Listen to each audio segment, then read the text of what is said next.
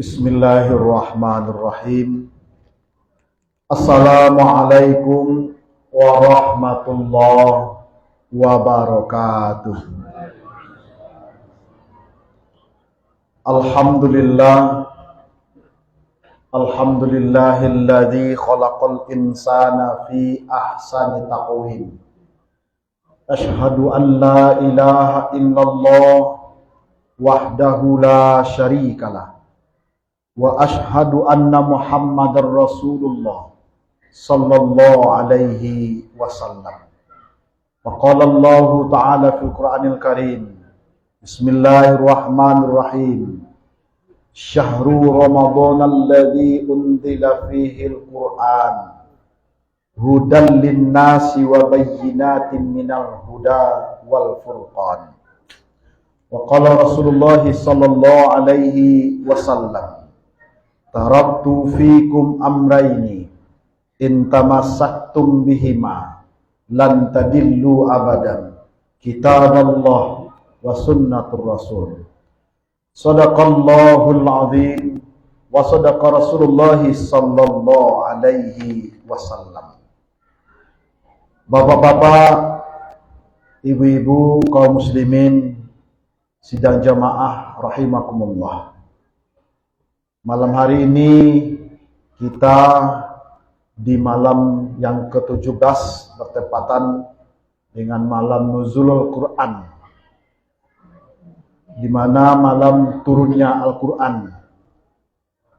Jadi turunnya Al-Quran mempunyai tujuan sebagaimana dikatakan oleh Allah, Syahrul Ramadan alladzi unzila fihi al-Quran. Pada bulan Ramadan diturunkan Al-Quran yang tujuannya adalah hudan linnas, memberikan petunjuk kepada manusia, penjelas serta pembeda yang mana hak dan mana yang batil. Inilah tujuan Al-Quran diturunkan oleh Allah Subhanahu wa ta'ala, yang mana untuk manusia menggapai keselamatan hidup di dunia, hidup di akhirat nantinya dengan jaminan yang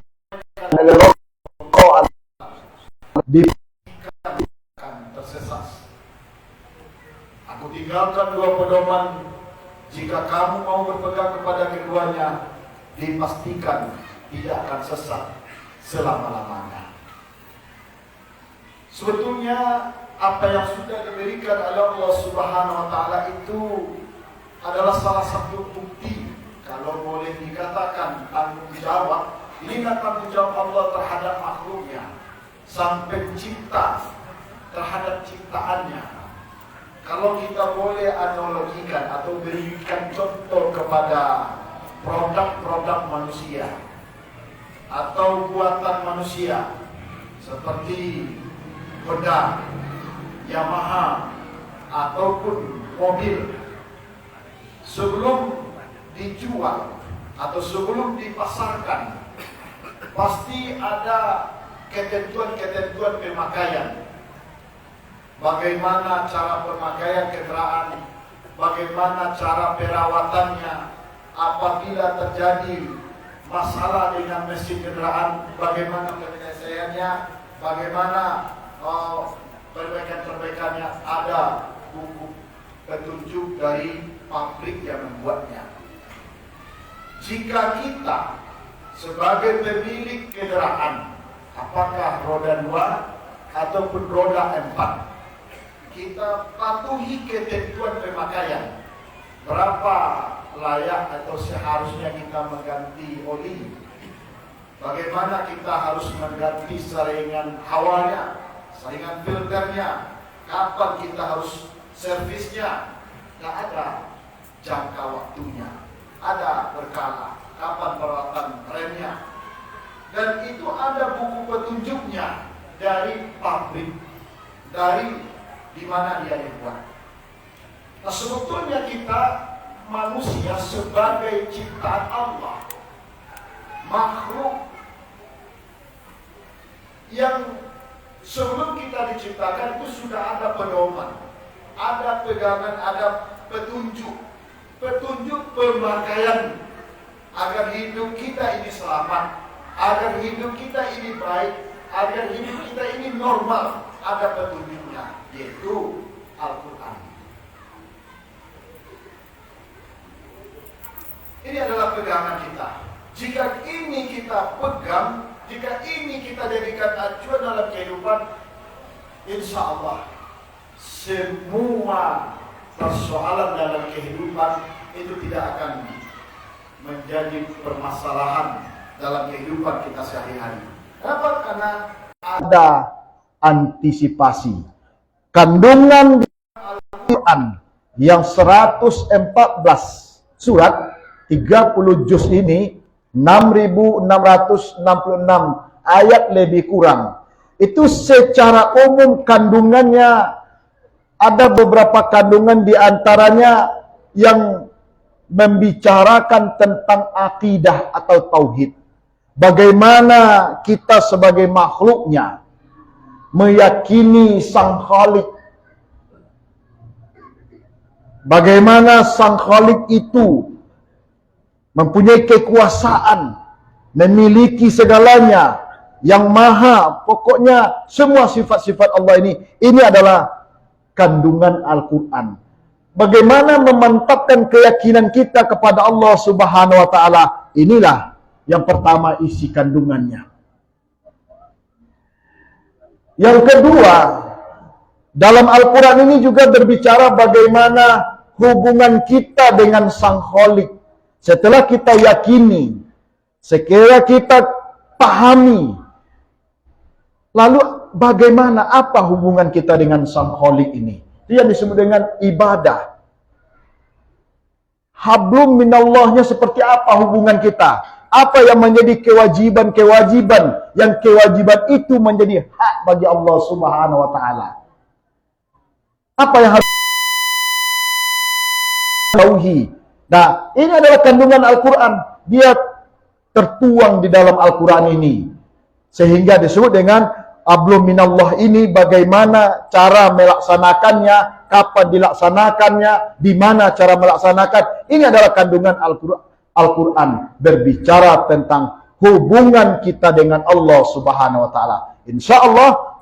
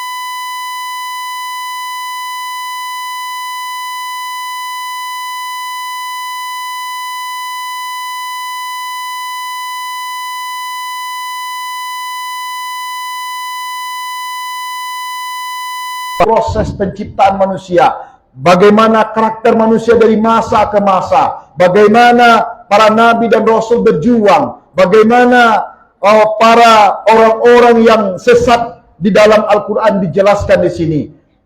Banyak dalam kandungan Al-Quran. Jika kita mau mempodomaninya, sejarah itu tidak akan terulang kepada diri kita. Tetapi apabila sejarah di dalam kandungan Al-Quran ini kita abaikan, mungkin sejarah itu akan terulang kembali. Bagaimana Allah memarahi, bagaimana Allah melenyapkan suatu kaum, bagaimana Allah menyiksa suatu kaum, ini dikisahkan di dalam Al-Quran. Nah, ini kandungan Al-Quran, yaitu berbicara tentang sejarah masa lalu untuk iktibar bagi kita. Yang kelimanya, kandungan Al-Quran juga berbicara untuk hari esok. Hari esok bagaimana setelah kita hari ini hidup di dunia, seperti apa besoknya. Itu diperkirakan di dalam Al-Quran ini. Bagaimana hari esok ketika kita masih hidup di dunia. Bagaimana hari esok ketika dunia ini kita tinggalkan. Semua diberikan kabar oleh Allah Subhanahu wa taala. Dijelaskan seperti apa nasib orang-orang yang berbuat jahat. Seperti apa balasan bagi orang-orang yang berbuat kebajikan. Itu dijelaskan. Basyironya ada, nadhironya ada. Ada kabar gembiranya, ada kabar pentakutnya. Sehingga kita lebih siap. Ketika kita buka salah satu contoh ayat, idza dzulzilatil ardu zilzalaha. Coba mungkin bisa kita membayangkan apabila bumi ini digoncangkan dengan goncangan yang sangat dahsyat. Ini mungkin melebihi dari apa yang kita saksikan hari ini. Gempa yang terjadi, gelodo, banjir, longsor, kebakaran, musibah-musibah yang kecil yang saat ini kita lihat. Andai kata kita bayangkan ayat ini, tentu kita akan menghadapi yang lebih besar, yang lebih berat lagi. Allah juga katakan, wala nuziqannahum minal azabil adz.